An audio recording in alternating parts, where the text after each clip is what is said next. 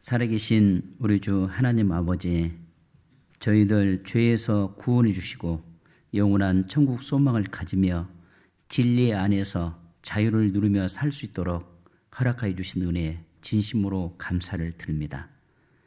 또한 저희들을 구원해 주실 뿐만 아니라 하나님께서 이 거룩한 무리 안에 있게 있으며 또 하나님이 주시는 말씀을 공급받고 신앙의 성장이 되어 많은 열매를 맺으라고 하신 말씀 앞에 또 나왔습니다. 오늘 저희들에게 필요한 말씀으로 가르쳐 주시고 또 마음판에 새겨 주셔서 그 말씀들이 등과 빛이 되어 주시고 어디를 가든지 하나님의 이름으로 담대하게 살아갈 수 있도록 도와주시기를 기도합니다. 하나님의 역사의 마지막 때에 일어날 사건들을 말씀하신 것처럼 다 이루어지고 있는 시대에 살고 있습니다. 우리의 신앙을 점검하게 하시고 또한 올바른 믿음과 담대함으로써 주님을 위해 살 수 있도록 도와주시고 인도해 주시옵소서. 아직도 이 지역에 이뤄진 영혼들 많이 있습니다. 그 영혼들에게 이 사실을 전할 수 있도록 저희들의 발걸음과 입술을 주장해 주시고 많은 영혼들이 하나님께 나와 말씀을 통해 구원받을 수 있도록 역사하시고 인도해 주시옵소서. 지금 국내뿐만 아니라 해외에서도 복음이 전해지는 곳곳에 주님이 함께해 주셔서 많은 사람들이 주님께 돌아올 수 있도록 역사하시고 인도해 주시옵소서. 우리 모임 가운데 어렵게 살고 있는 형제 자매님들, 병중에 고통받고 있는 형제 자매님들, 신앙적으로 어려움을 겪고 있는 형제 자매님들 일일이 기억하시고 하나님의 능력의 손으로 어루만져 주시고 회복시켜 주셔서 감사와 평강과 기쁨 가운데서 주님을 위해 살 수 있도록 도와주시옵소서. 오늘 저희들에게 나타나고자 하신 말씀으로 또 교훈해 주시고 또 은혜 베풀어 주시길 원하며 예수님의 이름으로 기도드립니다. 아멘. 구약성경 사사기 13장입니다.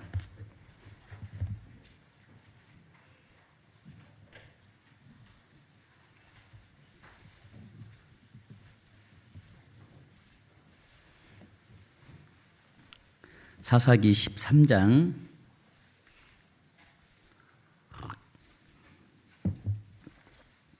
24절 25절입니다.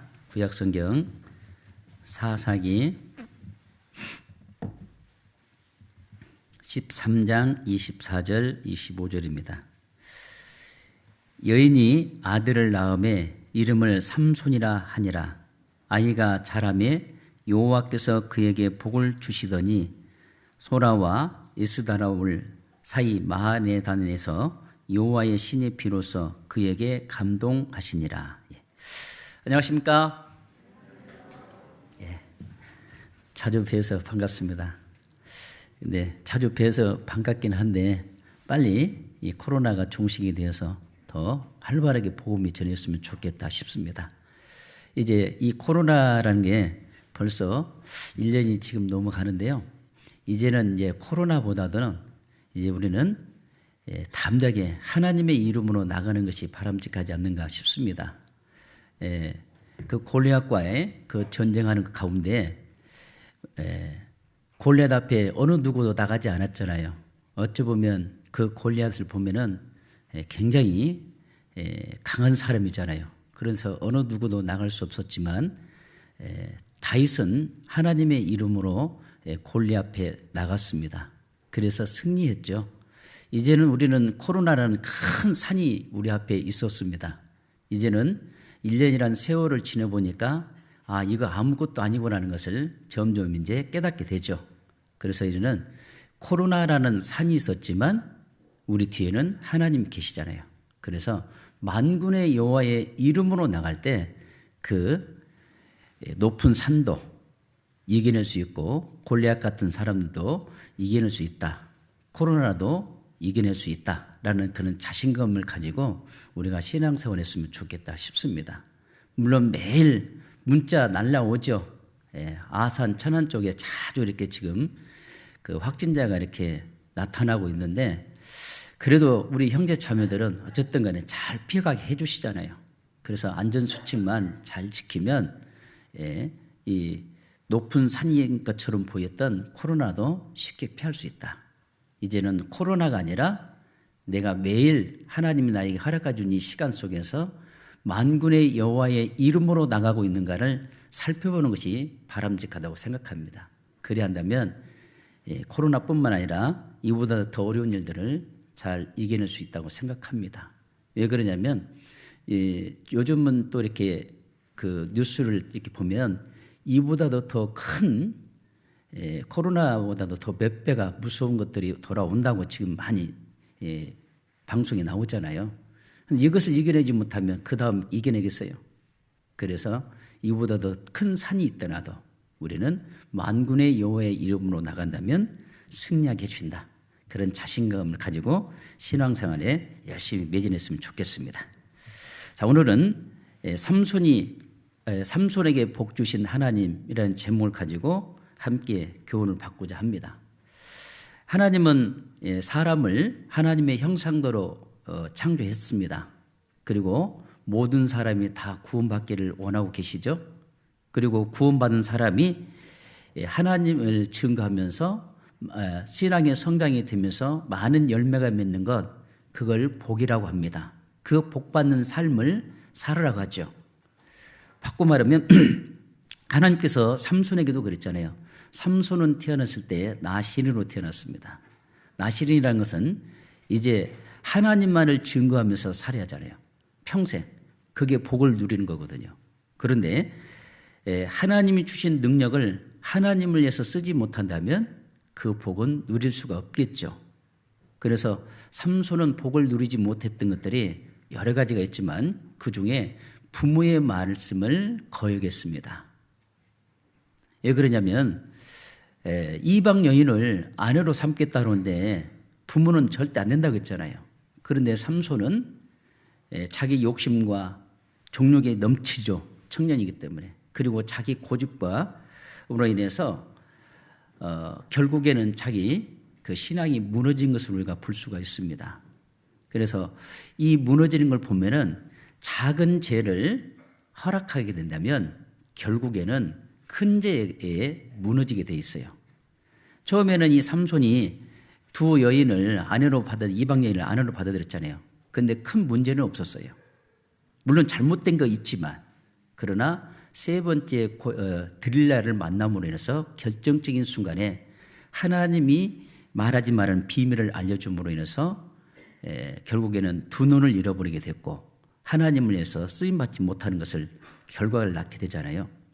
이것을 잘 살펴보면 처음에 어디서 시작됩니까? 작은 죄부터 시작된다는 거예요.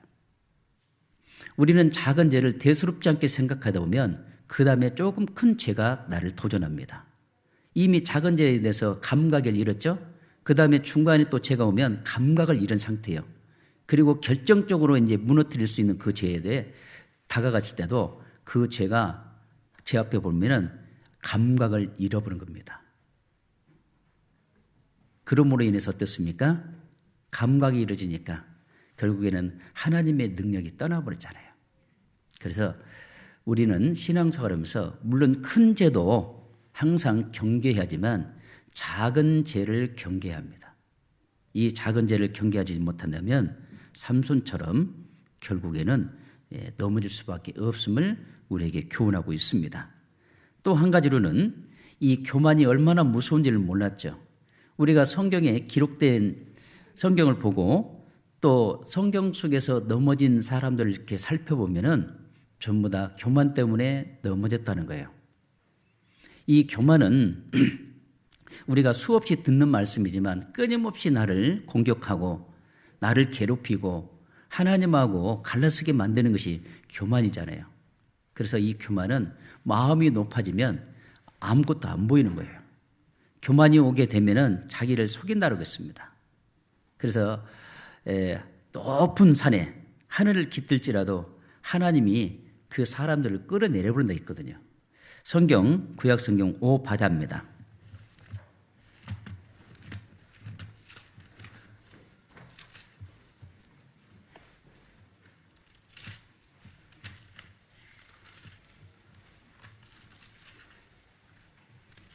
오바다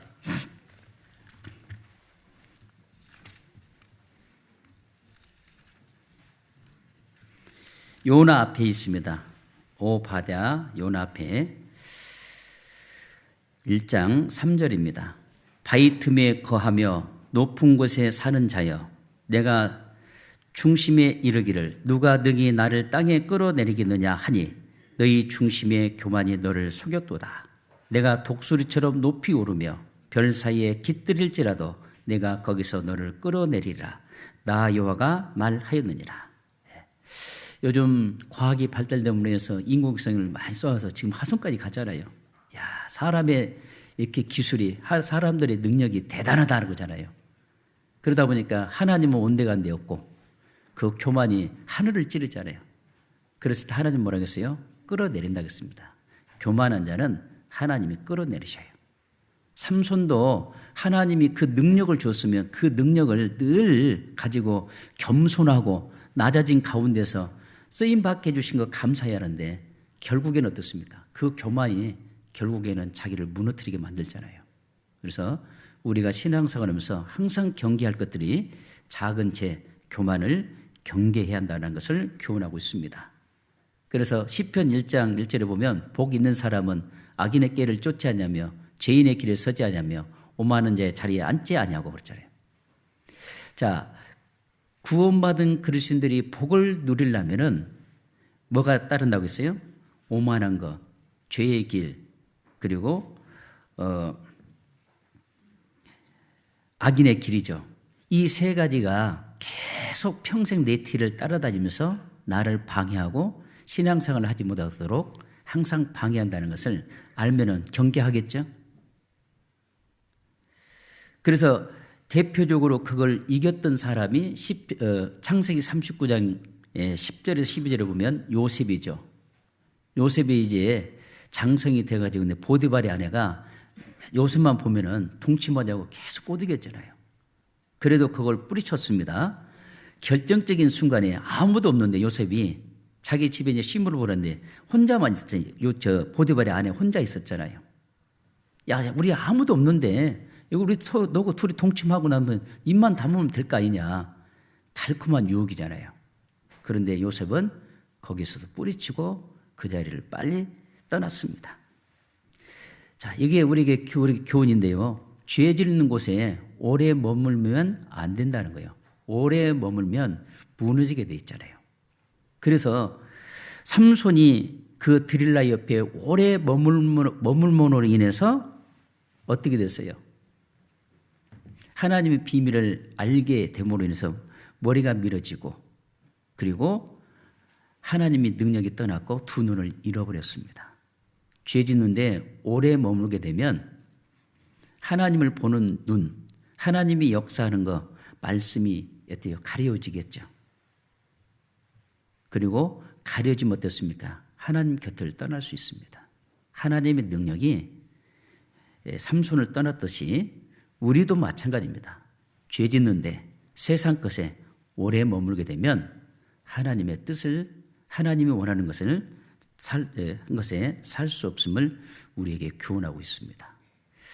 그래서 작은 죄, 교만, 그리고 죄 짓는데 오래 머물면 안 된다는 것을 우리에게 교훈하고 있습니다. 또 한 가지로는 이번에 어제가 어버이날이죠. 어버이날에서 잠깐 우리가 생각 한번 해봐야 할 것이 있는데요. 가정의 달이죠. 그래서 나를 낳아주신 부모님을 공경해야 하잖아요.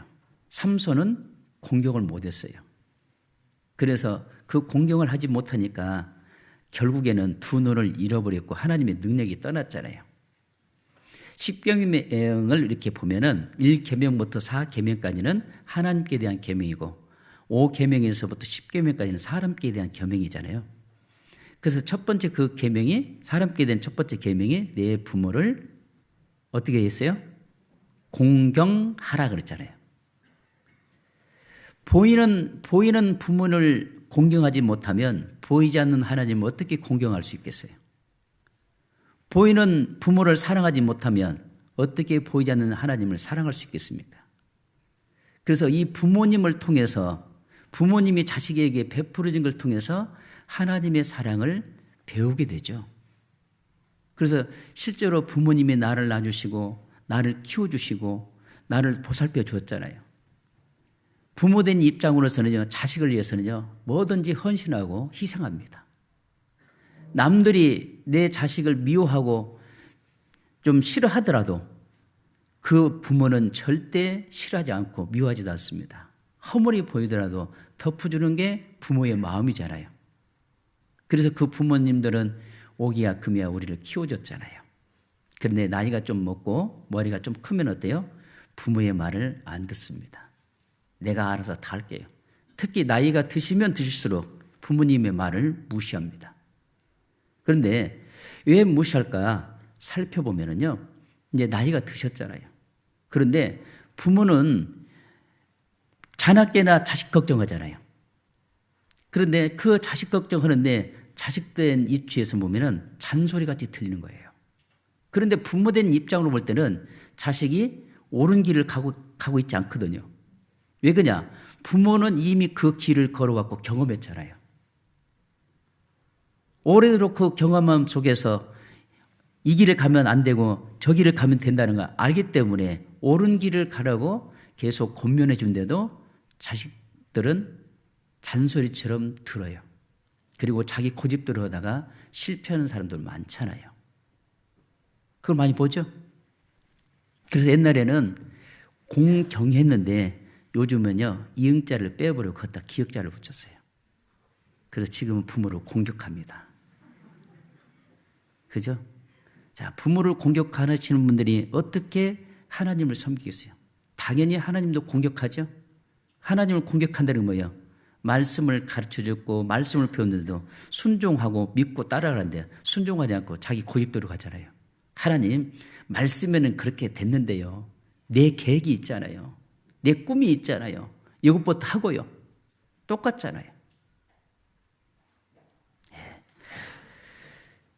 처음에는 그게 아름답게 보이고 참 저거 보면은 성공할 것 같지만 그게 지나가 보면 하나님과의 관계없는 일들을 쫓아갈 때가 많다는 것을 알게 됩니다. 어제 이제 어버이날하고 아들한테 이제 독일에 있었는데요. 전화가 왔어요. 쭉 이제 교제를 하는데 자기가 왜 여기까지 왔는지, 그리고 자기가 이렇게 공부를 해오면서 했는데 여기까지 온 것을 쭉 살펴볼 때 하나님이 함께 하시고 도와주셨다는 것을 이제 안다는 거예요. 그런데 그 전에 나름대로 경험했던 분들이 많은 이제 권면도 해주잖아요. 이렇게 하면 성공한다, 이렇게 성공한데 그걸 들어보니까 진짜 그럴싸한 거예요. 근데 그렇게 권면해주고 그렇게 교제했던 분은 이제 교제하고 머리를 가 있고 아들은 지금 교제 안에 있어요. 그런데지만은 항상 말씀에 귀를 기울였다는 거예요. 말씀에 귀를 기울이고 말씀에 순종하고 교회의 일이 먼저라는 것을 늘 저는 그런 교제해 줬거든요. 너 성공해서 이름 날리는 것도 중요하지만 그것은 네 신앙을 망칠 수 있다. 항상 경계해야 한다. 그래서 하나님이 이렇게 인도해 가는 과정을 어제 쭉 저는 못 처음에는 제가 과연 잘할까 했는데 그 내용을 쭉 간증을 들어보니까 야, 정말 하나님이 함께 하셨구나. 그것을 알게 됐어요. 그래서 세상 살아가는데 많은 어려움이 주어집니다. 그런데 가면 갈수록 어때요? 내가 쓸 자리는 좁아진다는 거예요. 가면 갈수록. 좁아짐 속에서도 경쟁하고 경쟁하다가 결국은 하나 남잖아요. 세상이 그렇더라 이 말이에요. 그런데 그 경쟁 속에서 이길 수 있는 방법은 하나님이 함께 하시고 하나님이 도와주실 때 된다는 것을 우리는 기억해야 합니다.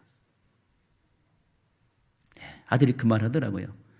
대한민국에 길고 실력 있는 사람들이 대부분 유학 가잖아요. 한 해에 보통 자기 동기 때 한 해에 한 1000명 온대요. 그러면 1000명 속에서 나름대로 한국에서는 잘했는데 거기에 와서 보면 어때요? 또 걸러진대요.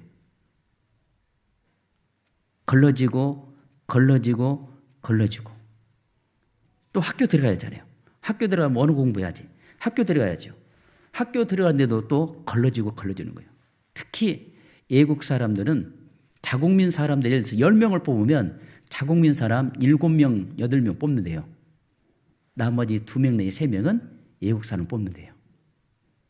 아무리 실력이 좋아도 특출 나야 돼, 실력이. 자국민들은 실력이 좀 떨어져도 합격을 시켜주는 거예요. 그러니 그 경쟁 속에서 얼마나 힘들겠어요. 그런데 직장까지 들어가려니까 더 힘든 거예요. 그런 속에서 하나님을 붙잡고 하나님을 의지하는 것을 배웠다. 그래서 지금까지 해온 것들은 하나님이 함께 하셨기 때문에 내가 이 자리에 있게 됐습니다. 그 얘기에서 참 고맙더라고요. 그래서 자랑하려는 게 아니라 누구든지 어디를 가더라도 항상 하나님을 의지하고 하나님 말씀에 귀를 기울이고 하나님이 가르친 말씀을 붙잡고 간다면 하나님이 지켜주셔요. 그래서 우리는 부모님을 공경하는 것이지 공격하는 것이 아닙니다. 그렇잖아요. 그런데 요즘 보면은 부모님을 공격하는 사람 얼마나 많습니까? 그런데 우리 그리스도인들 속에서도 그럴 수 있다는 거예요. 부모의 말을 안 들어요. 자기 멋대로 하려고 하죠. 자기 고집대로 하려고 하잖아요. 그러다 보면 문제가 생기겠죠. 잠언 23장을 보겠습니다.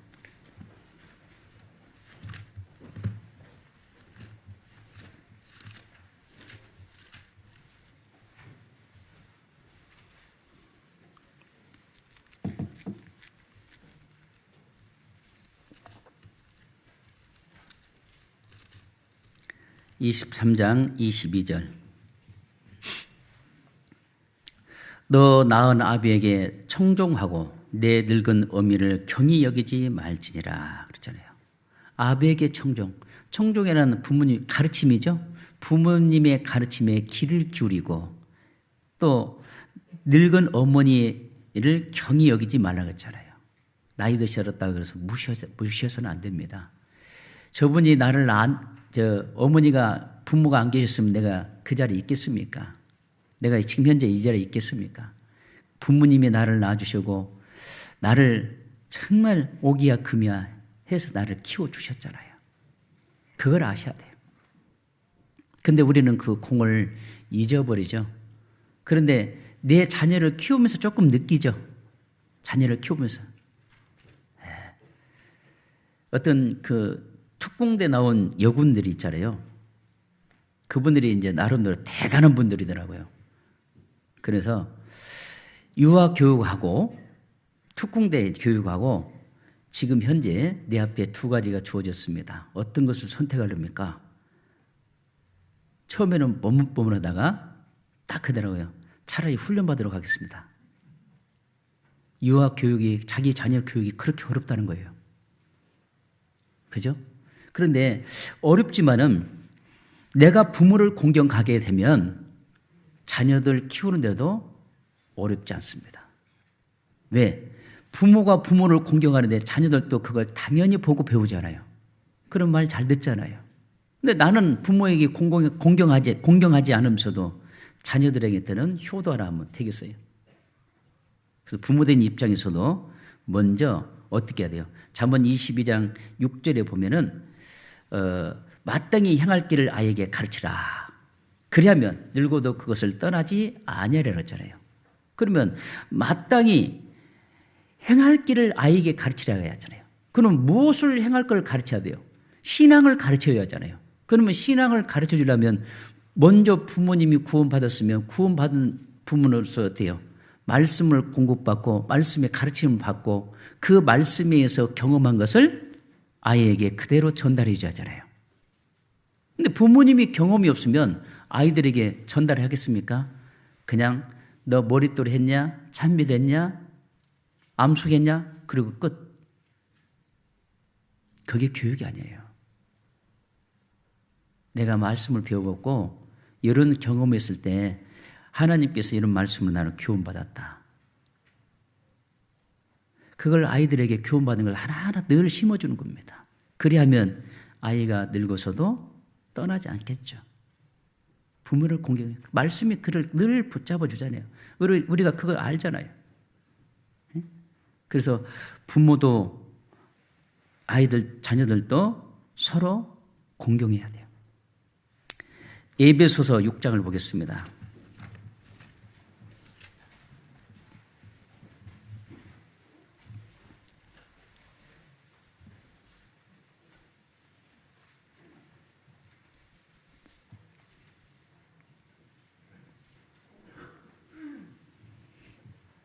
(6장 1절에) 자녀들아 너희 부모를 주 안에서 순종하라.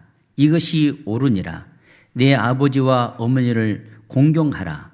이것이 약속 있는 첫 계명이니 이는 내가 잘되고 땅에서 장수하리라. 또 아비들아 너희 자녀를 노엽게 하지 말고 오직 주의 교양과 훈계로 양육하라. 그렇잖아요. 첫 계명이 뭐냐면 10계명 중에 첫 계명이 뭐예요? 내 부모를 공경하라 그랬잖아요. 그리스도인들이요 이 10계명을 그냥 가볍게 넘길 때가 많아요.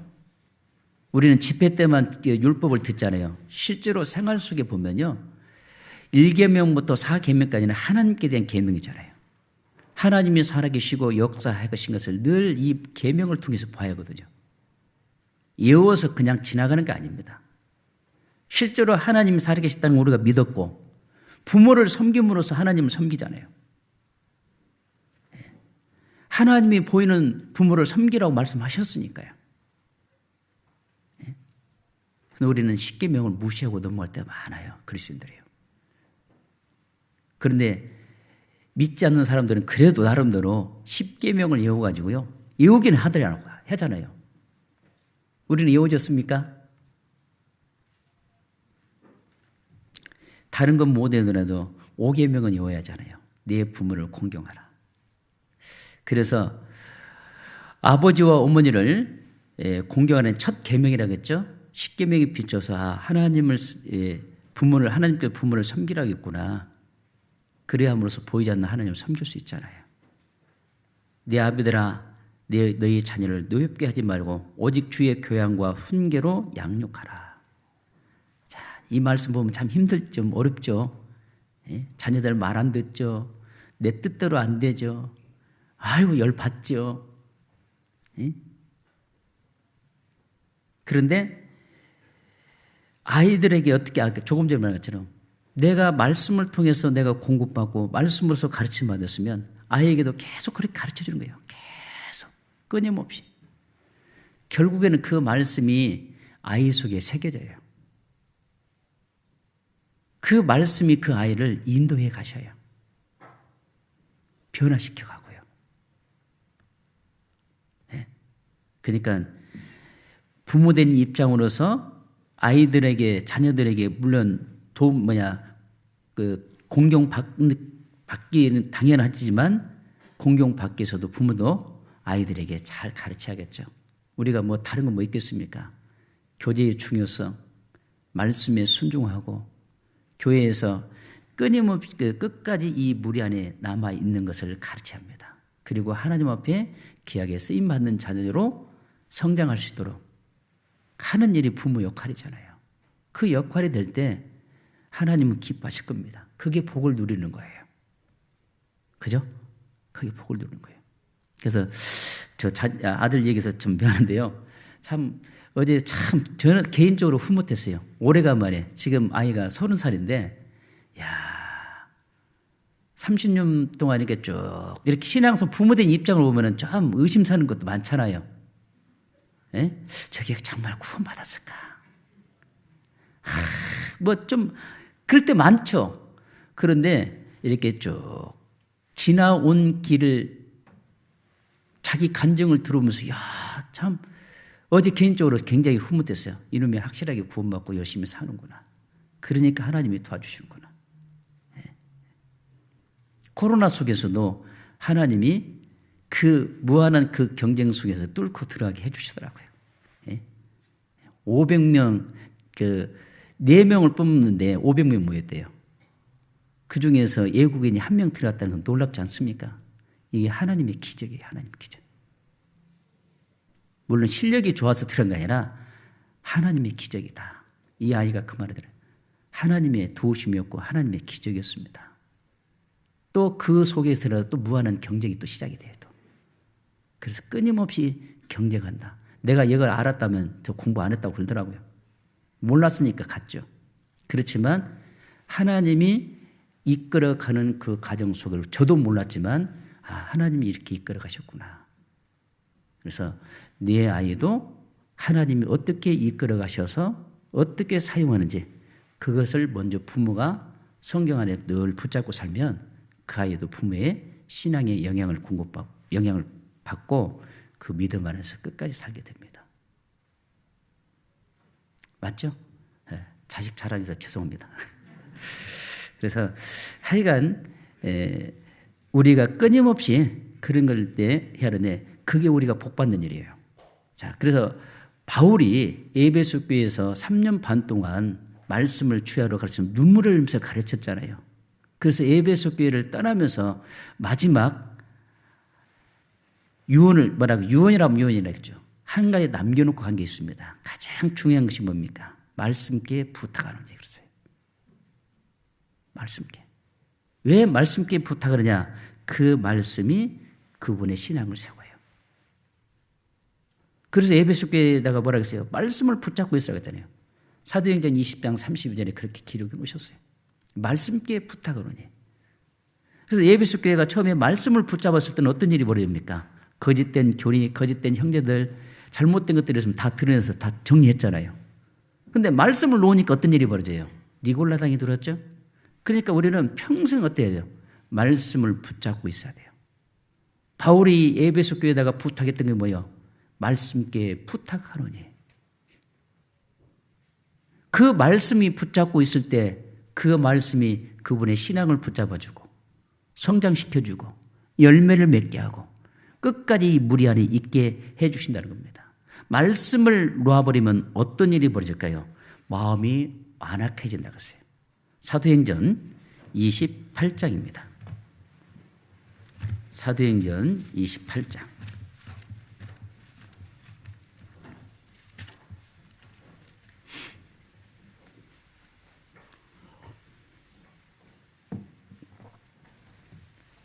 (26절입니다) 사도행전 8장 28장 26절 일러스되 이 백성에게 가서 말하기를 너희가 듣기는 들어도 도무지 깨닫지 못하며 보기는 보아도 도무지 알지 못하는도다. 이 백성들의 마음이 완악하여져서 그 귀로는 둔하게 듣고 그 눈은 감았으니 이는 눈으로 보고 귀로 듣고 마음으로 깨달아 돌아와 나의 고침을 받을까 함이라 하였으니. 자, 여기에 보면요. 듣기는 들어도 깨닫지 못하고 보기는 보아도 도무지 알지 못하는도다. 이 백성들의 마음이 완악하여져서 그러잖아요. 마음이 완악해진 상태에서 하나님의 말씀을 보고 들어도 돼요. 보이지도 않고 들리지도 않죠. 왜? 이 속에 완악한 것이 붙잡고 있기 때문이에요. 그 완악한 것이 뭐예요? 어둠이잖아요. 어둠이 나를 붙잡고 있으면 하나님 말씀이 내 안에 들어와서 역사할 곳이 없잖아요. 마음이 완악하니까 마음이 완악해진 상태였을 때 말씀을 들어도 보아도 은혜가 안 되죠. 내 양심에 찔림이 없죠. 감각이 없죠. 말씀을 놓아버리며. 그래서 바울이 에베소 교회를 떠나면서 가장 당부했던 건 뭐예요? 말씀께 부탁하노니. 그러면 에베소 교회만 그럴까요? 지금 우리 시대도 마찬가지입니다. 하나님 우리에게 말씀을 주셨어요. 그래서 우리가 늘 주일날 수요일날 이렇게 말씀을 듣는 거 지금 우리가 환경이 여러 가지 어려운 환경 속에서 경험하지 못한 이런 환경 속에서도 우리가 이렇게 힘있게 자신있게 살 수 있는 것은 말씀을 붙잡고 있기 때문에 그렇습니다. 말씀이 우리를 이렇게 세워주고 말씀이 우리를 또 책망해주고 교훈해주고 그리고 우리를 힘있게 살아갈 수 있도록 도와주십니다. 우리는 못 느끼더라도 그 말씀의 능력에 이끌려서 지금 이 자리에 와 있잖아요. 그래서 평생 우리는 이 말씀을 붙잡고 살아야 합니다. 그렇지 않는다면 그 마음이 완악해진 상태에 있을 때는 눈과 귀와 마음이 다 가려지고 둔해진다는 거예요. 그러면 둔해지면 어떨까요? 하나님의 사랑의 불길을 막아버린 것이 복을 받아야 하는데 불길을 막아버리는 것을, 복 받는 걸 놓쳐버리죠. 그래서 하나님의 사랑의 불길을 막는 것이 뭡니까? 죄요. 시편 19편입니다.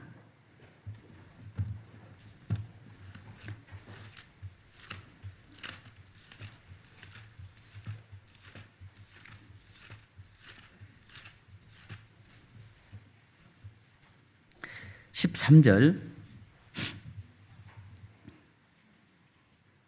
12절부터 읽어드리겠습니다. 자기 허물을 능히 깨달을 자 누구리요? 나를 숨는 허물에서 벗어나게 하소서. 또 주의 종으로 고범죄를 짓지 말게 하사 그 죄가 나를 주장치 못하게 하소서. 그리하시면 내가 정직하여 큰 죄과에서 벗어나겠나이다. 여기에 보면 숨은 허물과 고범죄에서 벗어나야죠. 벗어나지 못하면 어떤 인물일까요? 이 숨은 허물과 고범죄가요, 그 마음의 소원과 기도에 하나님께 연락되는 것을 가로막잖아요. 숨은 죄와 이 고범죄, 고범죄란 뭐예요? 고의적으로 죄를 짓는 거죠. 열 받으면 고의적으로 짓죠. 그게 그런 상태에 있을 때 하나님 앞에 기도하면 되겠어요? 연락이 안 되죠. 이게 바로 뭐냐면 말씀을 놓아버리면 아까 마음이 완악해지죠? 완악해지니까 어떻게 돼요? 하나님의 사랑의 불길이 꺼져요. 하나님께로 향한 그 불길이 이 고범죄가 끄게 만드는 거예요. 또 꺼지면 어떤 일이 벌어져요? 세상을 사랑하게 되죠. 세상을 하나님의 향한 불길이 꺼지니까 마음이 어디로 가요? 세상으로 향해잖아요. 세상으로 향해지니까 어떻게 해요? 세상을 사랑하는 마음이 하나님의 사랑의 불길을 꺼버린다 그러세요. 요한일서입니다. 요한일서 2장.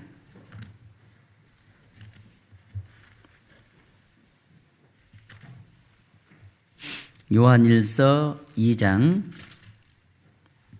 15절입니다. 15절.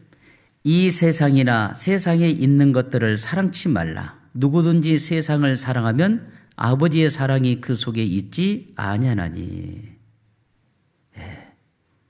우리 마음속에 세상을 사랑하는 마음과 아버지의 사랑이 같이 있을 수 없잖아요. 세상을 사랑하는 마음이 들어오면 사랑의 불길이 꺼진다겠습니다. 예로 아간이 이투 한 벌과 금덩이를 자기 텐트 속에 숨겨놨잖아요. 그래서 어떻게 됐을까요? 이스라엘 백성들은 아이성 전투에서 실패했죠. 그 실패하는 원인은 뭐예요? 세상이 끌어들어온 거예요.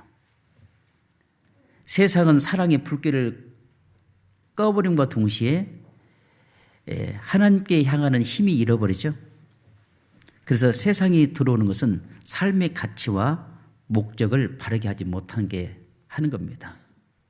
그래서 이 세상을 사랑하게 되면 하나님께 향하는 불길이 꺼지고, 불길이 꺼짐으로써 하나님께 복받을 일들을 놓쳐버리죠. 하나님이 삼손에게 복을 줬잖아요. 삼손에게만 복 주셨습니까? 나에게도 동일하게 복을 주셨잖아요. 그 복을 누리면서 살아야 하는데 그 복을 누리지 못하게 하는 것들이 뭐요? 고범죄죠. 세상을 사랑하게 됩니다. 세상을 사랑하게 되면 뭐요? 개인주의, 이기주의입니다. 개인주의와 이기주의로 바뀌어가고, 그렇게 함으로써 하나님의 사랑의 불길이 꺼지죠. 잠언 18장 1절을 보면요, 무리에게서 스스로 나는 자는 온갖 참 지혜를 배척하느니라. 이 무리를 떠나게 합니다. 배척한다고 했어요. 몸은 여기 와 있는데 마음은 다른 데가 있는 사람이 있어요. 그런 분의 생활은 온전한 올바른 신앙인이 아니죠. 몸만 와 있어요. 마음은 어디가 있어요? 세상께 있어요. 그 마음이 세상께 있다면 그분은 하나님께 향하는 사랑의 불길이 꺼졌어요. 자기밖에 몰라요. 자기 방식대로 살아가려고 해요. 그죠? 예, 그런다고 전화 왔습니다. 예, 자기 방식대로, 자기 고집대로, 자기 이 어떤 지식대로 살아가다가는 큰 낭패를 볼 수 있어요. 무리에서 떠난 자는 온갖 참 지혜를 배척한다 했어요. 그리고 주님을 멀리하게 되죠. 주님을 멀리하면 멀리할수록 불길은 어때요? 더 꺼져버리겠죠. 요한계시록 3장 20절에 보면요, 불지어다 내가 문 밖에 서서 두드리노니 누구든지 내 음성을 듣고 문을 열면 내가 그에게로 들어가 그는 더불어 먹고 그는 나로 더불어 먹으리라 그러잖아요. 문을 열어야 하는데 문을 닫아요. 하나님이 주시는 말씀에 귀를 기울이고, 귀를 기울여서 귀를 열고 마음의 문을 열고 마음을 열고 말씀을 듣고 보고 해야 하는데 이게 가려진 거잖아요. 가려진 상태에서 말씀을 들었다는 거면 하나님과 멀어져 있죠. 주일날, 수요일날 특히 말씀을 들여다보면요, 어때요? 나 들으라고 한 겁니까? 옆에 사람 들으라고 한 겁니까? 근데 대부분 보면요, 자기에게 좀 거슬리는 말씀들이 있어요. 순종하기 싫은 말씀들이 있거든요. 그런 말씀을 전해주면, 아, 목사님이 노골적으로 나 들으라고 했구나. 나 들으라고 말씀 준비했구나. 그게 착각입니다. 어떻게 목사님이 그분의 마음속을 알겠어요? 주님이 아시죠. 그 말씀을 통해서 내 잘못된 생각을 고쳐주고 있잖아요. 그런데 그걸 자기는 못 받아들이는 거예요. 그러니까 안 고쳐지죠. 그런 상태에서 하나님하고 멀어지는 거예요. 오늘 주일날 말씀 들어왔습니다. 아이고, 오늘 이렇게 말씀이 길어. 별로 은혜도 안 되고. 그랬다면은, 그런 분이 없지만은, 혹시 그런 마음을 먹었다면 이미 하나님과 멀어진 상태입니다. 그러면 하나님이 주시는 복을 자기 스스로가 버리고 있잖아요. 복을 못 누리잖아요. 삼손에게 하나님이 그 복을 누릴 수 있도록 주셨습니다. 삼손에게만 준 것이 아니라 우리 구원받은 그리스도인들에게도 동일하게 그 복을 받으며 누리며 살 수 있도록 허락해 주신 거예요. 그래서 이 식어버렸던 불길을 다시 태울 수 있는 거, 불길을 일으킬 수 있는 방법이 있습니다. 성경을 가까이 하면 됩니다. 성경을 가까이 하면 불길이 붙습니다. 성경은 사랑의 불길을 붙이는 불씨입니다. 그래서 시편 119편 18절 말씀을 보면 내 눈을 열어서 주의 법에 기이한 것을 보게 하소서. 주님, 내 마음과 눈과 귀를 열어서 하나님의 말씀을 듣고 보고 마음속에 새겨주십시오. 첫사랑을 회복하고 그 불길을 다시 한번 태워주십시오. 하나님이 복을 누리며 살아가겠는데 그 복을 누릴 수 있는 기회를 또 주십시오. 늘 우리는 그게 필요하지 않겠어요? 그럴 때 하나님이요, 성경을 열어주셔서 올바로 깨닫게 해달라고 기도해야 돼요. 뉴턴은 이렇게 말했답니다. 성경은 한 구절 한 구절 나무와 같다. 열매 맺는 나무 있잖아요. 흔들면 어때요? 흔들면 그 열매가 한 번에 다 떨어진 것이 아니라 하나씩 하나씩 떨어지잖아요. 그 떨어져서 먹는 그 맛이 얼마나 달콤합니까? 바로 그렇듯이 우리가요, 성경을 읽을 때 이 뜻이 모르더라도 이 말씀 한 구절 한 구절을 붙잡고요, 씨름하는 겁니다. 씨름이 뭐예요? 암송하고 묵상하면서 하나님, 이 말씀이 참 이해가 안 됩니다. 이 무슨 뜻입니까? 가르쳐 주십시오. 계속 기도하고 씨름하면 어때요? 그 말씀을 깨닫게 되면 어때요? 얼마나 달콤합니까? 야, 이런 달콤함, 꿀 같은 마음 말씀이 이걸 주시려고 나에게 이렇게 허락하셨구나. 내 눈을 열어주셨고 귀를 열어주셨고 마음의 문을 열어주셨구나. 주님 감사합니다. 이런 말씀, 이런 깨달은 것들 자주 경험하게 되면 어때요? 이제 하나님의 사랑이, 하나님께 향하는 그 사랑과 하나님께서 우리에게 복을 주시며 누리라는 것을 마음껏 누리며 살 수 있겠죠? 그래서 성경을 가까이 합니다. 성경은 식어졌던 그 사랑을 다시 일깨워줘요. 그래서 우리가 기가 따갑도록 말씀을 읽고 듣고 한다 그래서 그건 정말 중요한 일이에요.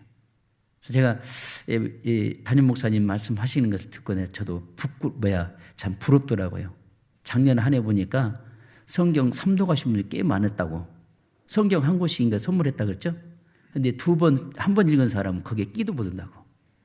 그런다면은 이 천안교회 모든 성도들이 체험으로 성경 일독을 했구나. 그 성경의 일독한 결과에 교회가 든든히 서가지잖아요. 든든히 서가면서 많은 열매가 맺이잖아요. 그래서 한 번 읽고 두 번 읽은 분, 세 번 삼도 가신 분들 보면 어때요? 이제 아까 나무를 흔들어서 과일이 하나 떨어지면은 꿀맛 같잖아요. 한 말씀 한 말씀 이렇게 딱 두르고 깨달아지니까 더 읽고 싶은 욕망이 생기고 욕심이 생기죠. 그건 정상적입니다. 그런 마음이 언제까지? 주님 앞에 가는 그날까지. 그게 복을 누리는 거예요. 그래서 그 복을 누리면서 살아야 하는 것이 우리가 할 일입니다. 그래서 하나님이 주신 복을 누려야 하는 것 중에 또 뭐 한 가지가 있는데 그리스도의 비밀을 깨달아가는 겁니다. 골로새서입니다. 골로새서 2장.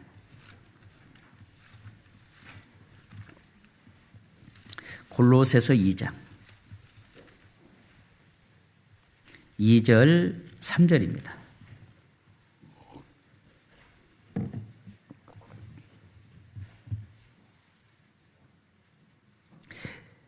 이는 저희로 마음의 위안을 받고 사랑 안에서 연합하여 원만한 이해의 모든 부요에 이르러 하나님의 비밀인 그리스도를 깨닫게 하려 함이라. 그 안에는 지혜와 지식의 모든 보화가 감추어 있느니라. 자, 여기 보면요. 그리스도 안에서 뭐요? 교회 안에서 뭘 깨달아야 돼요? 그리스도의 비밀을 알아가는데 그 비밀이 뭡니까? 지혜, 지식. 이 모든 것이 숨겨져 있어요. 이 숨겨져 있는 것을 하나하나 이렇게 이제 찾아내는 거라면 어디가 있어요? 이 무리 안에 있어야겠죠? 이 무리 안에 있을 때 그 사람은 복을 누리는 거예요. 에베소서 4장 15절에 16절을 보면 머리를 붙잡으라 하겠어요. 머리는 누구예요? 그리스도잖아요. 예수님이시고 우리는 몸이에요. 머리에서 우리에게 필요한 영양을 공급을 온 마디에 보내주잖아요. 그래서 그 공급을 받으면 받은 만큼 그분의 신앙이 성장이 돼요. 이 안에 있어야 그분의 신앙은 성장이 되게 돼 있어요. 나는 성장이 안 된 것 같은데 세월이 흘러보면 신앙의 성장이 돼 있어요. 그걸 우리가 조금 간접적으로 알 수 있는 게 뭐냐면 어느 형제 자매가 결혼해서 아이가 태어났습니다. 근데 그 부모는 그 아이를 계속 날마다 옆에서 24시간 붙어 있기 때문에 키가 큰지 작은지 잘 몰라요. 그죠? 근데 우리는 일주일에 한 번씩 보면 어때요? 쑥쑥 커 있잖아요. 이렇게 얘가 컸어? 근데 부모는 뭐요? 안 컸어요, 그러거든요. 커 있거든요. 부모 곁에 있으면 그 아이는 어때요? 부모가 주는 사랑과 젖을 먹고 자라잖아요.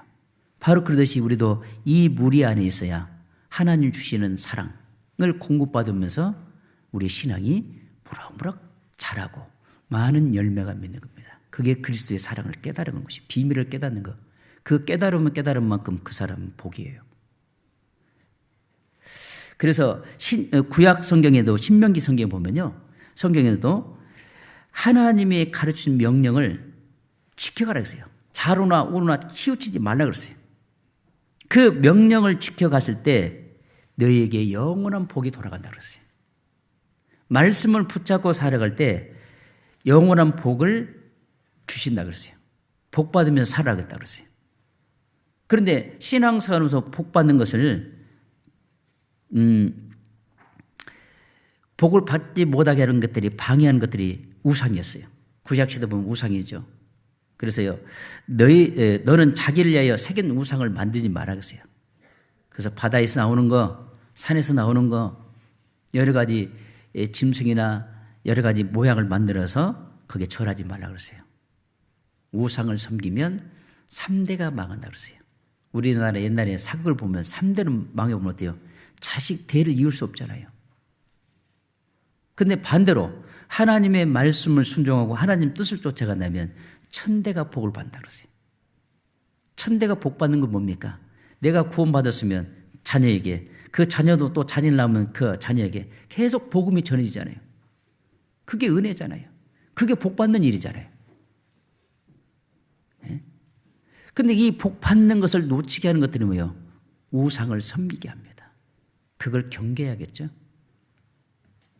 그래서 그리스도를 깨닫게 되면, 그리스도의 비밀을 깨닫게 되면 우상을 섬기지 않고 평생 주님만을 섬기면서 살아가는 겁니다. 그게 복이에요.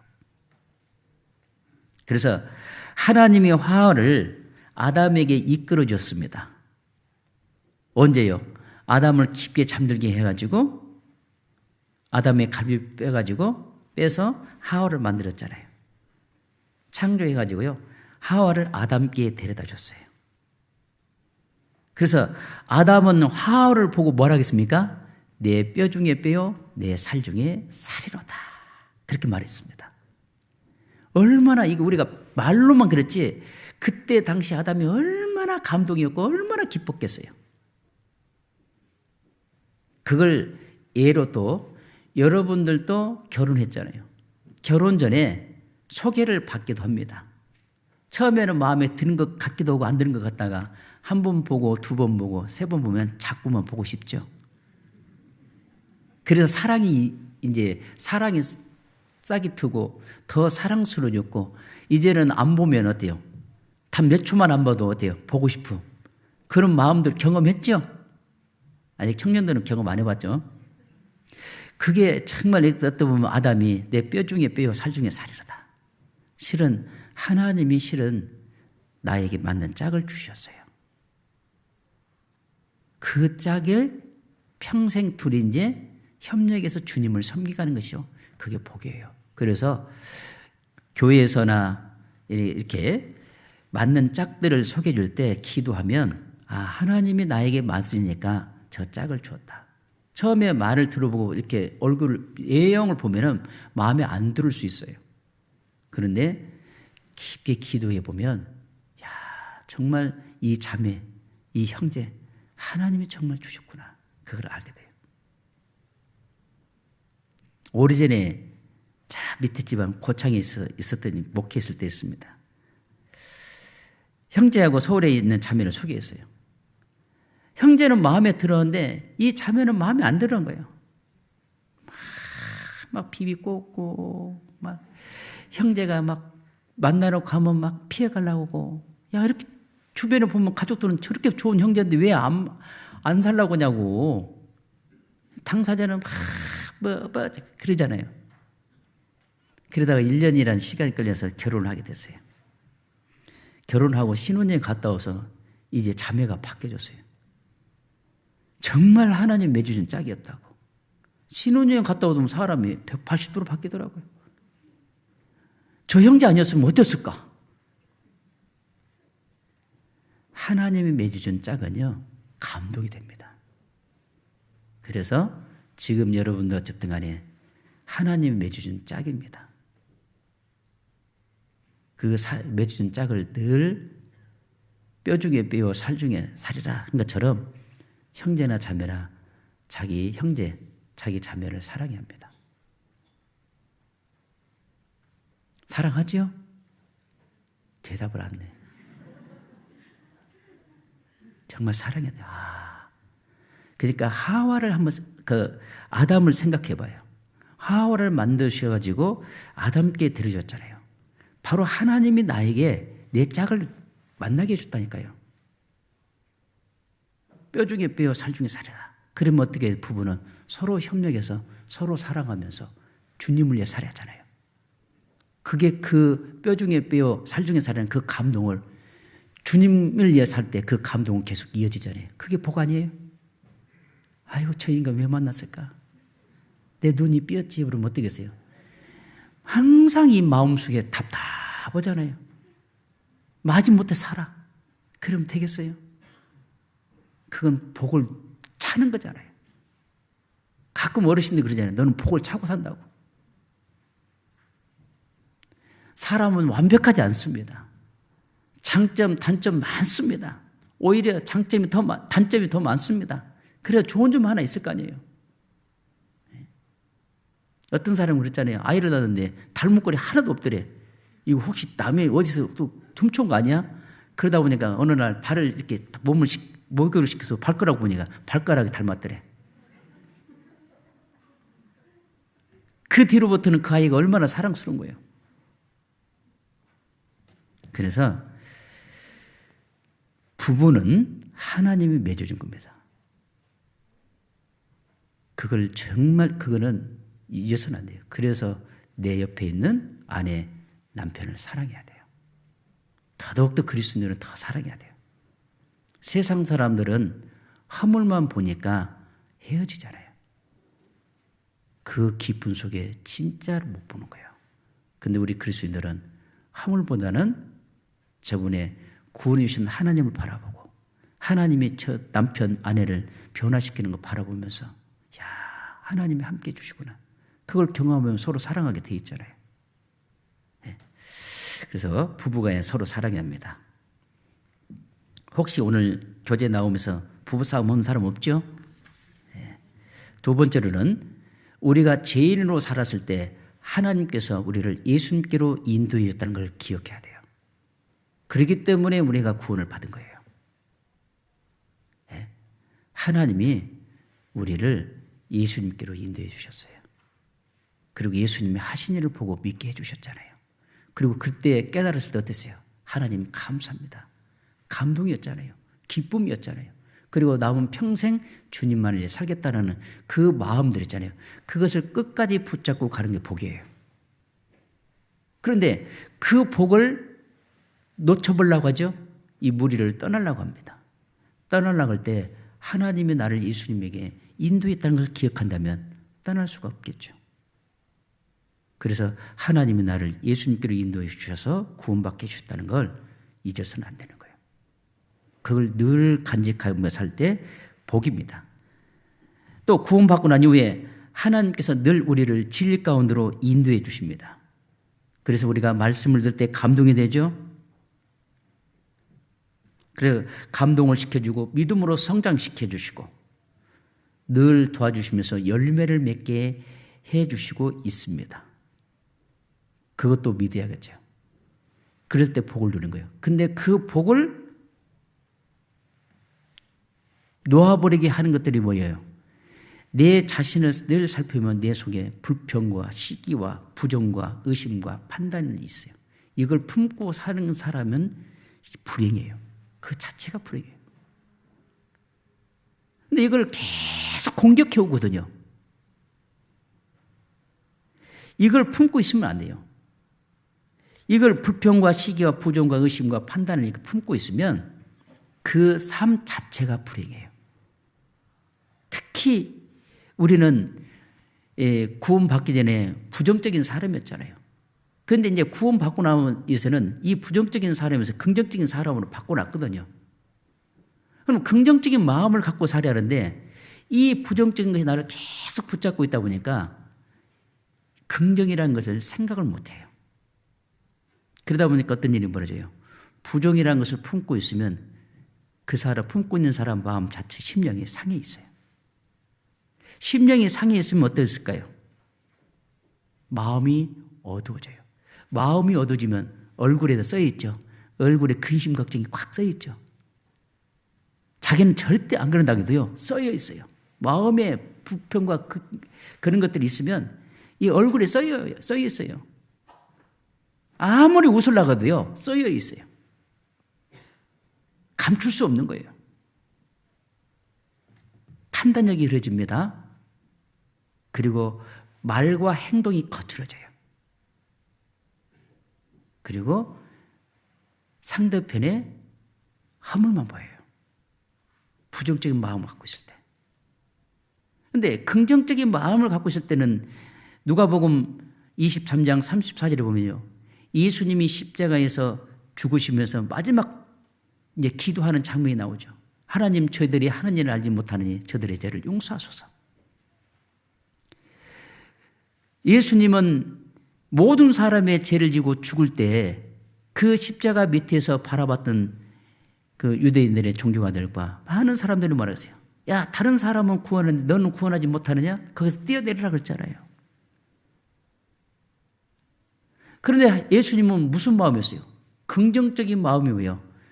알지 못하니까 저렇게 죄를 짓고 있잖아요. 그 긍정적인 마음은 그 허물을 덮어주잖아요. 기도해 주잖아요. 그죠? 그게 긍정적인 마음이에요. 그걸 가지고 살라고 말해요. 그게 복이에요. 그래서 복을 누리지 못하는 것이 부정적인 마음이다. 시편 146장 8절에 보면요.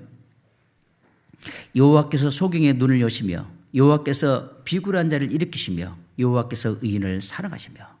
자, 이게 세 말씀을 하셨습니다. 소경과 비굴한 자며. 우리가 구원받기 전에는 소경이었잖아요. 구원받기 전에는 비굴한 자였습니다. 그런데 구원받고 나서 우리를 의인으로 바꿔주셨잖아요. 그걸 바라봐야 돼, 이제. 이제 긍정적인 마음으로 살아야겠잖아요. 그래서 시편 148장 8절에 늘 눈을 뜨면 하나님하고 의뢰하고 내가 오늘 가야 할 길을 알려주시고 기도해야 되네요. 그래서 시편 119편 11절에 내가 주께 범죄치 아니하라여 주의 말씀을 내 마음에 두었나이다. 마음을, 주님 말씀을 마음속에 새겨놔야 긍정적인 마음으로 살아가게 돼 있어요. 끊임없이 우리 속에는 부정이 계속 밀고 옵니다.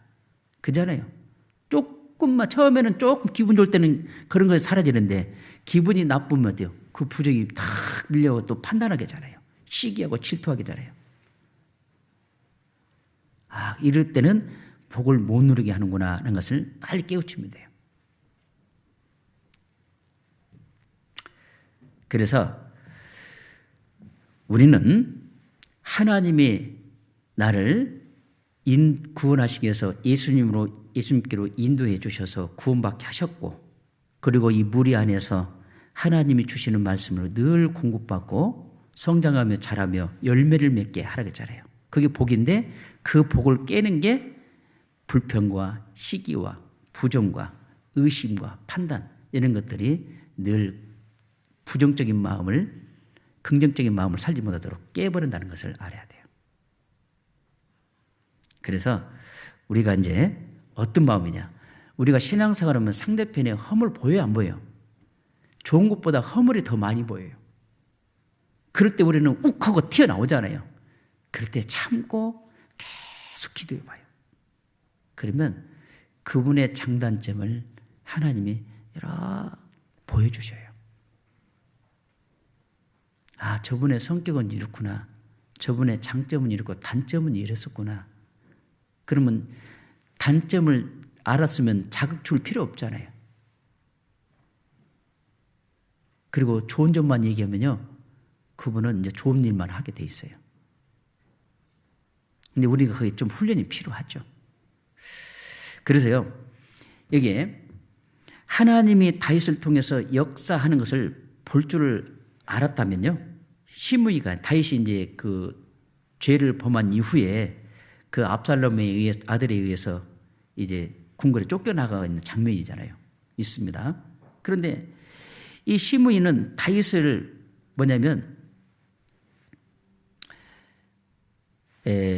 하나님이 함께 하셨다면 다윗을 판단하지 않았을 거예요. 왜 그러냐? 오히려 하나님 앞에서 죄를 짓고 징계를 받고 쫓겨가는 것이 얼마나 무서운지를 알게 됨으로써 아, 신앙생활을 정말 조심해야겠구나. 그걸 깨닫게 해주신 거 감사해야 하잖아요. 근데 시므이는 그걸 못 깨달은 거예요. 못 깨달은 게 그게 뭐예요? 복을 버렸죠. 그래서요, 그 사무엘상 16장 5절에서 8절을 보면요, 이 시므이가 다윗이 이제 쫓겨갔을 때 뭐라 그러세요? 이 비루한 자요, 비루한 자요, 막 저주했잖아요. 다윗과 함께 있는 사람도 막 저주했잖아요. 그날이 끝인 줄 알았어요. 얼마 못 돼서 어때요? 다윗이 회복하고 보니까 시므이가 잘못했습니다. 돌이켰죠? 그런데 실제로 그 내용을 자세히 살펴보면 시므이는 마음에서 돌이키는 것이 아니라 입술만 돌이켰다는 걸 알 수가 있어요. 다윗이 마지막 솔로몬에게 왕권을 넘겨주면서 시므이 조심하라 했거든요. 그 말은 뭐냐면 시므이는 완전히 회개하지 않았다는 거잖아요. 그래서 시므이가 다시 솔로몬에게 와서 저에게 잘못했습니다라고 회개했지만 솔로몬이 뭐라고 했어요? 좋아, 너 살려주는 대신에 단서를 붙였죠. 이 예루살렘을 떠나지 말라 그랬어요. 떠나면 죽는다. 그걸 뭐냐면 정말 시므이가 돌이키고 있는지 아닌지를 볼 수가 있잖아요. 그런데 얼마 되지 않아서 자기 종이 다른 데 떠나버렸잖아요. 그래서 나귀를 가지고 안장을 쳐놓고 종을 잡아왔잖아요. 그래서 그 소식이 솔로몬에 들어가지고 어떤 일이 있어요? 죽었죠. 그런데 정말로 시므이가 회개를 했다면 자기 종이 도망갔잖아요. 솔로몬에게 와가지고 왕이시여, 왕이 저하고 이렇게 약조를 해주지 않습니까? 이 예루살렘을 떠나면 죽는다고 했는데 내 종이 지금 1차, 2차에서 떠나버렸습니다. 이럴 때 어떻게 하면 좋겠습니까? 라고 정말 했다라면 시므이는 살았다고 생각합니다. 진정 회개했잖아요. 우리도 신앙생활 하면서요, 구원받지 않은 사람이 하나님 보십니다. 정말 회개를 하고 있는가? 정말 회개를 했다면 구원이 이루어져요. 그리고 구원받은 그리스도인들이 신앙생활 하면서 진정 하나님 앞에 솔직히 회개했을 때 그 사람의 신앙이 지켜져요. 회개가 안 되면 시므이처럼 자기 신앙 지킬 수 없어요. 진정 회개합니다. 히스기야가요, 이사야 38장 10절을 보면요, 보옵소서 내게 고통을 더하신 것은 내게 평안을 주시려 함이라 그랬잖아요. 우리가 신앙생활 하면서요, 내 앞에 여러 가지 어려운 일들이 주어집니다. 생각지 않는 일들을 만나게 됩니다. 또 육신의 또 건강을 좀 잃어버린 것들도 있습니다. 그러다 보면요, 자기도 모르게 근심 걱정이 밀려오죠. 그 근심 걱정 밀려온 이유는 뭐예요? 회개하라는 거예요. 자기 신앙을 돌아보면 고쳐야 할 부분들이 많이 있어요. 그걸 온전히 회개했을 때 뭐예요? 평안을 주시라고. 그 평안이 복을 누리는 겁니다. 그런데 우리 속에 동일하게 사울왕과 다윗왕처럼 두 가지가 들어있어요. 사울왕이나 다윗왕도 보면 둘 다 기름 부음 받았잖아요. 똑같이 기름 부음 받았는데 사울왕은 어떻습니까? 처음에 하나님 앞에 순종했지만 그는 처음부터 온전한 순종이 안 됐어요. 그는 믿지도 못했어요. 사무엘이 와서 하나님 앞에 드려야 할 제사를 자기가 드린 거예요. 다시 한번 회복할 수 있는 기회를 줬죠. 아말렉을 다 진멸을, 아말렉뿐만 아니라 짐승이 모이고 다 진멸을 하겠거든요. 얼마 못 가서 사람의 말을 듣고 병든 짐승만 죽이고 나머지 다 데리고 왔잖아요. 왕 몇 명하고. 골리앗이 전쟁에서 이긴 사람, 이긴 사람이 어떻게 그랬어요? 진 사람은 이긴 사람의 종이 되자고. 그렇게 날마다 외쳤지만 사울왕은 골리앗 앞에 나가서 싸우고자 하는 마음이 없었잖아요. 다윗이 나가서 이기고 돌아오니까 이스라엘 여인들이 다윗은 사울은 천천히요 다윗은 만만이라 그 소리를 들은 동시에 다윗을 이렇게 주목했다고 했어요. 열받았다 그 말이에요. 자기가 왕인데 자기를 깎아내린 거예요. 지금 자기를 깎아내리는 것이 아니라 자기 신앙을 못 돌아보았잖아요. 지금 그 기름 부음 받은 뒤부터 계속 믿지 못하고 불순종했잖아요. 그러면서 자기를 드러내려고 한 겁니다. 자기를 알아주라는 겁니다. 그래하면서 뭐라고 했어요? 그때부터 다윗을 평생 죽이려고 따라다녔잖아요. 마지막 죽을 때 하나님 앞에 나오지 못하고 신접한 자에게 물어봤잖아요. 그래서 죽은 거예요. 철저하게 회개 안 했죠. 근데 다윗은 어땠어요? 우리아 안에 밧세바를 데려다가 간음했고 우리아를 죽였잖아요. 나단 선지자가 그걸 얘기해 줄 때 다윗은 바로 무릎을 꿇고 철저하게 회개했잖아요. 그 회개한 이후에 많은 징계를 받았지만 끝까지 이겨내게 하잖아요. 철저한 회개가 끝까지 신앙을 지켜준다는 걸 알 수가 있잖아요. 똑같이 기름 부음 받았는데 어떤 사람은 불평불만하면서 사울왕처럼 살아간 사람이 있는가 하면 어떤 사람은 다윗처럼 철저하게 회개하면서 살아간 사람이 있습니다. 내 속에 그 두 종류가 있다는 걸 알아야 돼요. 나는 어느 쪽에 귀를 기울이고 있는가, 그거 살펴보는 것도 중요하다고 생각합니다.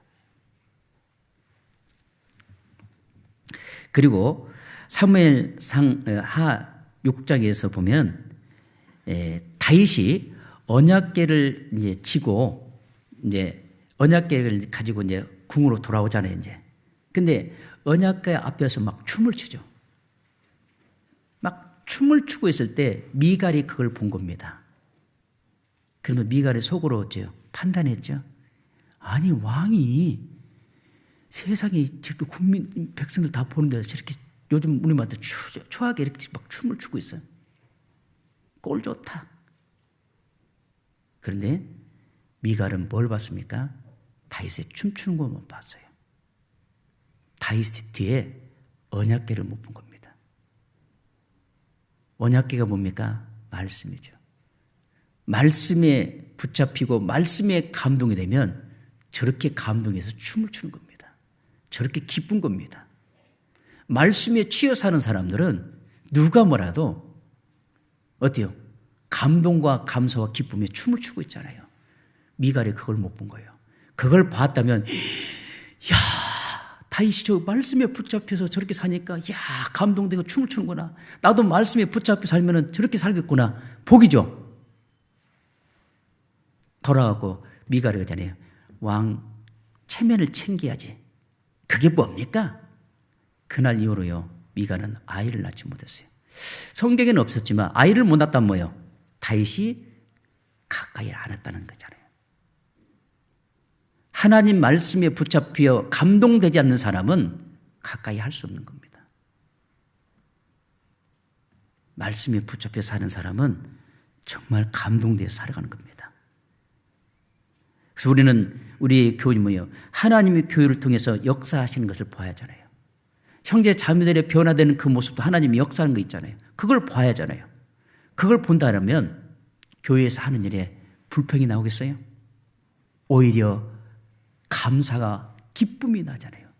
내가 정말 어려운 환경 속에서도 하나님의 일을 할 수 있는 기회를 주신 것 감사하고 그 일에 정말 기쁨으로 참여한다면 그게 복 아니겠습니까?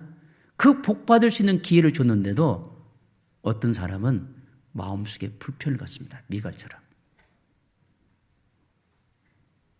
하나님이 함께하는 것을 못 본 거예요. 미갈 뒤에 다윗 뒤에 뭐가 있었어요? 언약궤, 말씀이 있습니다. 우리 천안교회뿐만 아니라 구원받은 이 교회, 대한민국에 있는 모든 교회 뒤에 하나님이 함께 계셔요. 그걸 볼 줄 알아야 돼요.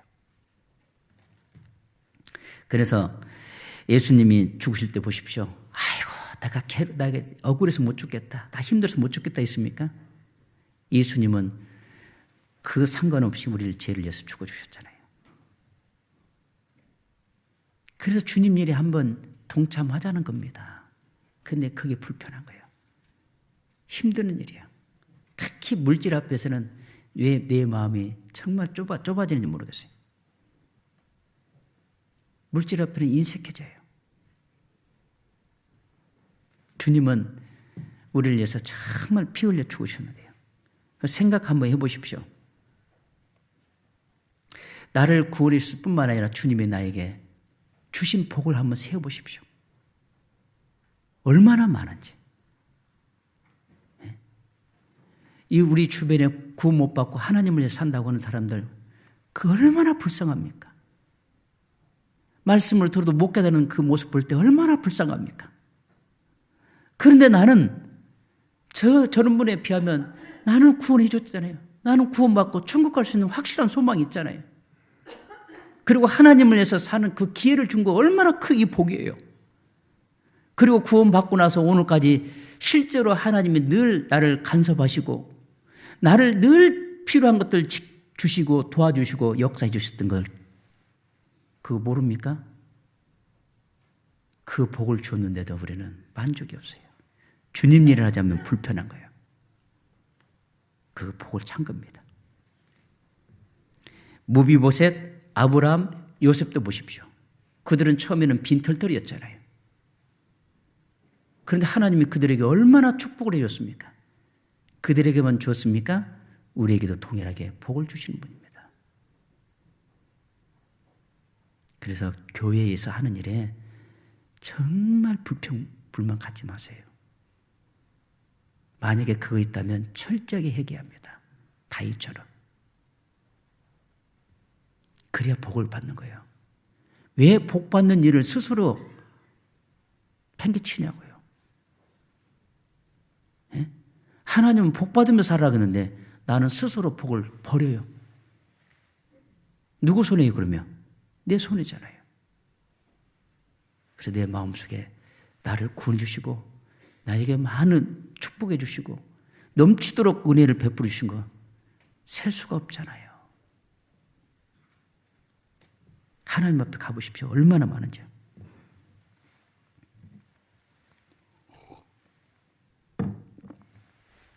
그래서 우리에게 이 복 주셨다는 것을 기억해야겠습니다.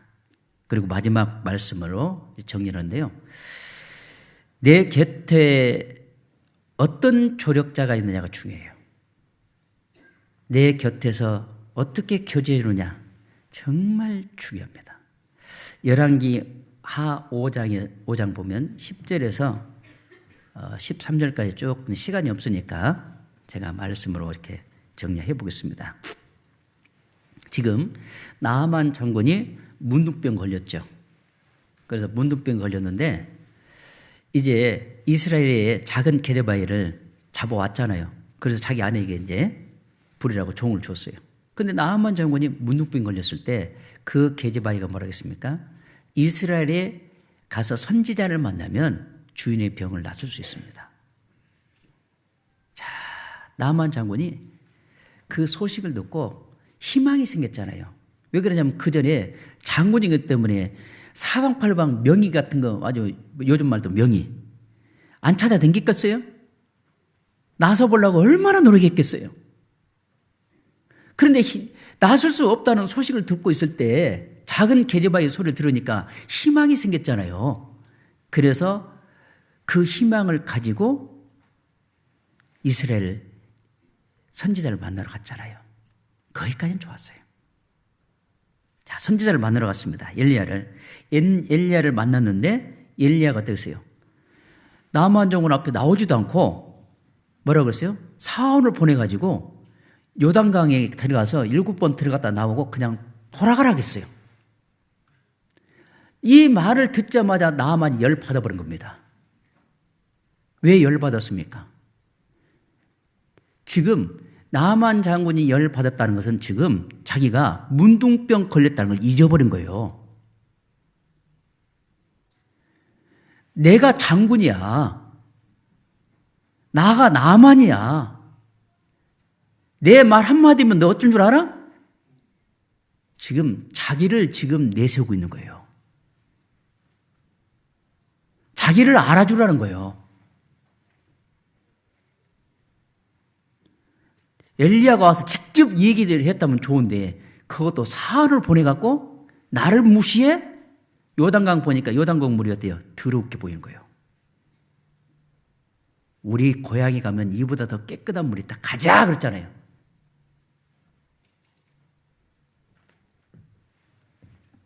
그랬을 때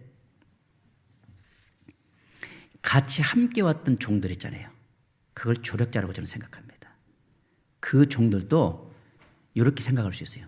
나아만 장군 앞에 좀 이른다면 왕이요, 장군님 맞습니다. 돌아갑시다. 가가지고 다음에 와갖고 박살 내버립시다. 했다면은 나아만 장군 뭐요? 병 나서는 목적을 잃어버렸잖아요. 거기 가면 다시 올 수 있을까요? 돌아갔다면 문둥병 촌에 들어가야 돼요. 모든 걸 잃어버려요. 자기는 나만 장군이라고 하면 내세우면 되겠냐고. 그런데 반대로 그 조력자들이 말했어요. 아니, 장군님, 아니, 세상에 이보다도 더 어려운 일을 시키면 해야 할 텐데, 요단강 속에 들어갔다가 7번 들어갔다 나오는 것이 뭐가 어렵습니까? 아니, 엘리야가 안 나오든 사무를 통해서 말했던 무슨 상관입니까? 장군님 지금 문둥병 있지 않습니까? 그 병 고치러 왔지. 뭐 대접받으러 왔습니까? 남한 장군 뭐라 했어요? 아무 말 못했잖아요. 요단강 속에 들어간 거예요. 몇 번? 7번이라 하죠. 들어갔다 나오니까 깨끗하게 났잖아요. 그 옆에 있는 조력자들이 중요해요. 여러분, 내 곁에 있는 분들이 신앙적으로 나에게 어떤 영향을 끼치냐가 중요합니다. 좋게 끼칠 것이냐 나쁘게 끼치냐에 따라서 달라진다는 겁니다.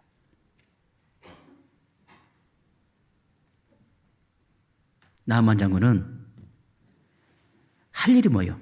맞으면 그 시나의 사원의 말을 듣더라도 이미 하나님의 엘리야를 통해서 사원을 통해서 말씀을 전해줬잖아요.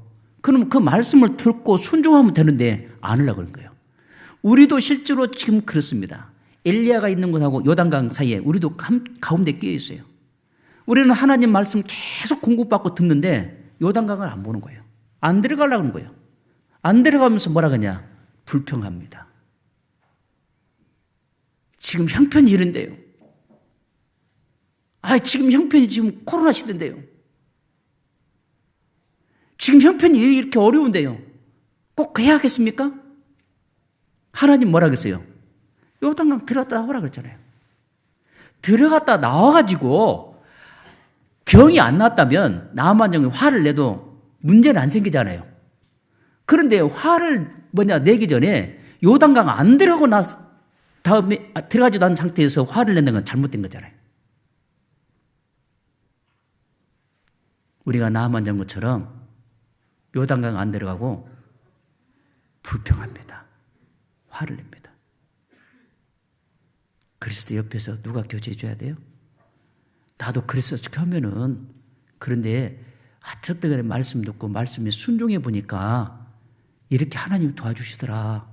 나뿐만 아니라 주변에 어떤 형제 어떤 자매도 처음에는 그런 형제처럼 자매처럼 그런 생각했는데 순종하고 완전히 순종하니까 하나님이 넘치도록 축복한 거 봤다. 형제 자매 좀 참아. 기다려봐. 요단강 7번 들어갔다 나오라겠잖아. 온전히 순종하라겠잖아. 근데 형제 자매는 지금 순종하고 완전히 순종하지 않고 있잖아. 이게 진정한 형제 자매여 사랑하는 사람이 그렇게 건면할 수 있습니다. 나만 장군은 정말 복받은 사람이에요. 작은 계제바위를 만났고 또 자기가 데려온 종도를 만나서 요단강을 들어갈 수 있었잖아요. 우리도 그렇게 하지 않겠어요? 끝끝내 나는 나만인데, 내가 나만 장군인데 자기만 장군입니까?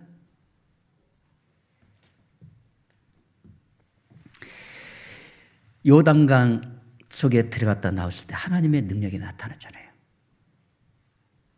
온전한 순종할 때 하나님의 능력이 나타나요.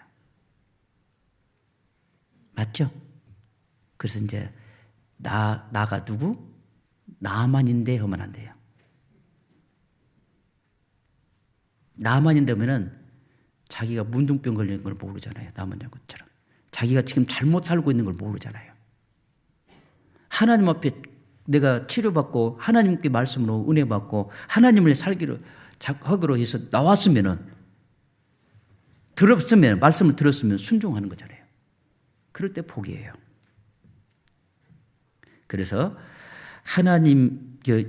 나만이 요단강 속에 온전히 들어갔다 나왔을 때 하나님의 능력과 그 다음에 복이 주어졌습니다. 우리에게도 동일하게 이 교회에다가 우리를 모아주셨잖아요. 이 교회 안에서 하나님이 주시는 말씀을 공급받고 그 말씀에 의해서 순종할 때 복이 주어져요. 베드로도 말씀에 의지하여 그물을 던졌잖아요. 많은 고기가 잡혔잖아요. 베드로만 그렇습니까? 우리도 마찬가지예요. 말씀에 의지하여 주님 순종하겠습니다. 그리고 내가 판단하기 어려울 때 이 경험했던 사람들 만나게 해달라고. 그리고 그분들의 간증을 통해서 교제를 통해서 하나님 나의 갈 길을 바로 잡아주라고 하면 이상하게 만나게 해줘요. 길거리에 가든지 전화를 하든지 이상하게 만나게 해줘요. 그리고 답이 하늘 주어요. 그게 복이죠. 그래서 우리가 이 말씀을 많이 배운 그 가운데서 요단강과 엘리야 사이에 나만 장군이 있는 것처럼 나도 그 자리에 있다는 걸 알아야 돼요. 그리고 늘 하나님 말씀을 들었는데 요단강 들어갔는지 들어가기 전에 불평을 쏟고 있는지를 살펴봐야 돼요. 불평을 쏟아내기 전에 요단강에 완전히 들어갔다 나오는 겁니다. 또 정탐꾼을 민수기 13장 30절에 보면은 모세가 이스라엘의 10지파 중에 한 명씩 12명을 정탐꾼을 보냈죠. 자, 정탐꾼을 보내가지고 이제 40일 동안 이렇게 쭉 보다가 돌아왔죠. 자, 돌아와서 두 부류가 생긴 겁니다. 한 부류는 원망했고 한 부류는 뭐라 했어요? 야, 우리 밥이다! 라고 했습니다. 여기서 갔다 온 사람들이 뭐냐면 악평을 했습니다. 악평을 하는 사람은 하나님의 약속과 능력과 평강과 기쁨을 누릴 수 있는 복을 어때요? 놓쳤어요. 그 받을 길을 놓쳤습니다. 그들은 왜 악담했냐? 가보니까 사람들이 크잖아요. 그 사람만 보이는 거예요. 그런데 하나님은 뭐라 했습니까? 거기 가면 약속의 땅이 있잖아요. 그 약속의 땅이 뭐예요? 식물, 그리고 젖과 꿀이 흐르는 땅이라고 했잖아요. 거기서 나오는 식물들이라든가 여러 가지 그들에게 필요한 것들 다 준비해놨잖아요. 포도 한 송이가 두 사람이 들을 정도로 뭐 얼마나 큽니까? 이야, 이기 가면 하나님이 그 약속했던 젖과 꿀이 흐르는 땅이 정말 있구나. 거기 가야지. 그런데 이 정탐꾼 중에 10사람은 사람 본 거예요. 하나님이 약속했던 젖과 꿀이 흐르는 그 땅을 못 본 거예요. 그러니까 악평한 겁니다. 우리도 신앙생활 하면서요, 하나님이 역사하시는 곳이 어디예요? 교회잖아요. 이 교회를 통해서 역사할 때 교회를 통해서 전해주는 말씀에 늘 귀를 기울여야 돼요. 하나님은 우리가 못한 것을 하라고 한 겁니까? 할 수 있는 것을 하게 한 거거든요. 젖과 꿀이 흐르는 땅에 가라겠으면 가면 되잖아요. 거기서 가다가 나무를 심고 과일나무 심으면요, 이렇게 그냥 풍성의 열매 맺잖아요. 그걸 이미 하나님이 다 준비해놓고 보여주는데도 돌아와서 악평한 겁니다. 그래서요, 이 이스라엘 백성들은 그 현 이치에서 뭐라고 또 해요? 악평의 소리를 듣고 애굽으로 돌아가자. 얼마나 어리석은 일입니까? 그래서요, 우리가 항상 교훈받는 게 교회를 통해서 역사하시는 하나님을 바라봐야 하고, 그리고 하나님이 이 교회를 말씀으로 인도해 가잖아요. 그래서 우리는 그 말씀을 따라갈 때 능력이 나타나잖아요. 근데 우리는요, 신앙생활에도 보면 뭐요? 악평의 말을 잘 들어요. 그리고 그 말에 또 순종해요. 또 두 사람의 말은 누구예요? 여호수아와 갈렙은요, 뭐라고 했습니까? 야, 정말 하나님이 약속했던 젖과 꿀이 흐르는 땅이다. 그들의 신들은 없다. 그들은 우리의 밥이다. 하나님이 약속했던 가자 했는데 그들의 말을요, 물리쳐버렸잖아요. 안 들어버렸잖아요. 오히려 돌로 쳐 죽이려고 했어요. 진짜 하나님의 말씀에는 귀를 안 기울이고 악평의 말은 귀를 기울인 거예요. 얼마나 어리석습니까? 확률적으로 본다면 10사람의 말이 맞을 수 있죠? 그런데 10사람의 말이 확률적으로 맞을 수 있지만 하나님이 말씀한 것을 저 사람이 보고 얘기인가 그걸 봐야 하잖아요. 그들은 큰 사람을 보았지만은 젖과 꿀이 흐르는 땅에 대해서는 안 봤잖아요. 근데 여호수아와 갈렙은 봤잖아요. 그러면 젖과 꿀이 흐르는 약속의 땅을 보고 말씀한 여호수아의 갈렙의 말에 귀를 기울이셔야 돼요. 우리가 신앙생활을 하면서 정말 말씀에 의지해서 살아가는 형제 자매들 말에 귀를 기울이는 것이 지혜입니다. 결국은 그 10사람 어떤 일이 벌어졌습니까? 죽었잖아요. 지금 우리 시대에 악평한 사람 안 죽잖아요. 안 죽지만 뭐가 죽었습니까? 그분의 신앙 자체가 죽은 거예요. 그래서 정탐꾼 여호수아와 갈렙은 가나안 땅에 들어갔습니다. 이게 복이죠. 나는 신앙생활을 하면서 어떤 조력자가 되어야 할 것인가? 그게 중요하죠. 여호수아와 갈렙처럼 하나님 말씀에 경험한 것을 그대로 전달해주고 하든지 아니면 세상 것만 바라보면서 악평을 하든지 그것은 개인의 목입니다. 복을 누릴 거냐 복을 누리지 못할 거냐 하는 것은 개인의 목이에요. 삼손에게 하나님 복을 주신 것처럼 우리에게도 동일하게 복을 주셨습니다. 그래서 우리도 신앙생활을 하면서 그 복을 늘 누리면서 남은 시간들 주님 오시는 그날까지 힘있게 살아가는 그런 교회가 됐으면 좋겠습니다. 기도하겠습니다. 하나님 감사합니다. 저희들 구원해 주시고 또 함께해 주셔서 진심으로 감사를 드립니다. 삼손에게 복을 주신 것처럼 우리에게도 복을 주시고 그 복을 누리며 살아라고 하셨습니다. 그러나 그 복을 누리지 못하게 하며 방해하는 것들도 있다는 것을 오늘 하나님 말씀을 통해서 배웠습니다. 우리 마음속에 깊게 새겨주시고 그 말씀을 붙잡고 하나님 주신 복을 누리며 하나님의 찬양하며 하나님의 이름을 높이며 영광을 돌리며 살아갈 수 있도록 도와주시옵소서. 또 5월 달에 대집회 계획 세우셨던 것처럼 이 계획대로 하나님이 많은 영혼들이 돌아와 구원받는 역사가 일어날 수 있도록 도와주시옵소서. 모든 걸 하나님께 의지하며 예수님의 이름으로 기도드립니다. 아멘.